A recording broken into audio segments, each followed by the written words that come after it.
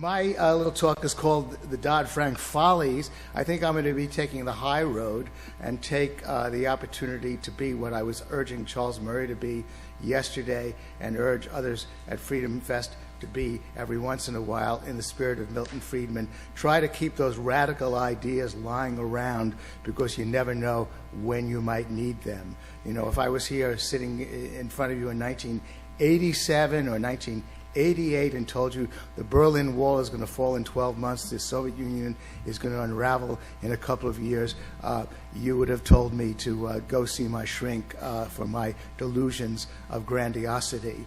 Those things do happen, and so let's keep those radical ideas around. Let's understand what Dodd-Frank is all about briefly, however. The Wall Street Reform and Consumer Protection Act, as it's called. The first question we might ask is, why no mention of Fannie and Freddie and Dodd-Frank? None at all. Fannie Mae and Freddie Mac, the two large elephants in the room, who are currently being indicted by the SEC. Fannie and Freddie, the joke is they're not being indicted by the SEC. They've been given a legal pass because if the SEC collected from Fannie and Freddie, the taxpayer would have to pay up.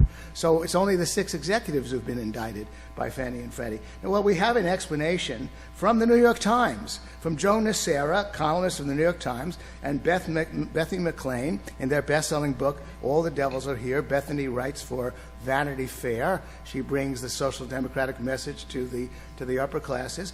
This is their explanation. The reason that the legislation makes no mention of the GSEs is that nobody can figure out what to do. Can we ever have a truly private sector market for mortgage securitization, or will it always require government? Can Fannie and Freddie's roles eventually grow smaller as the financial system regains its confidence? Can they be privatized, abolished, turned into government agencies? None of these answers satisfy. In the spring, the Treasury Department requested public input on the re-engineering of the mortgage system and the reform of the GSEs. In response, Treasury got more than 570 comment letters. There is no consensus. Well, I guess if the Ag Department had asked, should we do away with subsidies to rich farmers, they'd get about 570 comment letters, many from senators from Ag states and their minions and other rich farmers, and there will be no consensus. Nobody knows what to do. That's the message of the New York Times' final word, so to speak, in this definitive book, All the Devils Are Here. Well, I'm going to skip over Judge Posner on Fannie and Freddie because actually I'm beginning to anticipate that I'm going to run out of time. He wrote a book called The Failure of Capitalism.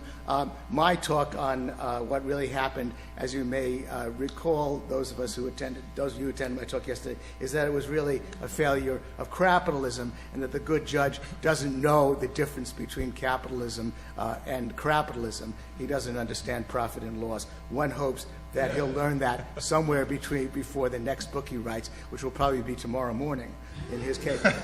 Well, what's the obvious explanation for what's the no-brainer on why the legislation doesn't make any mention of Fannie and Freddie? Well, because it's named after Dodd and Frank.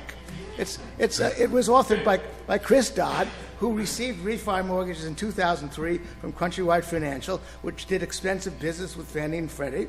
The Select Committee on Ethics said that Dodd should have questioned why he had been put in the Friends of Angelo VIP program at Countrywide. Angelo Mazzillo was head of Countrywide, and Countrywide eventually was purchased because it was putting out a lot of bad loans. It was clearly a minion of Fannie and Freddie, and Chris Dodd was clearly benefiting. He was a friend of Angelo.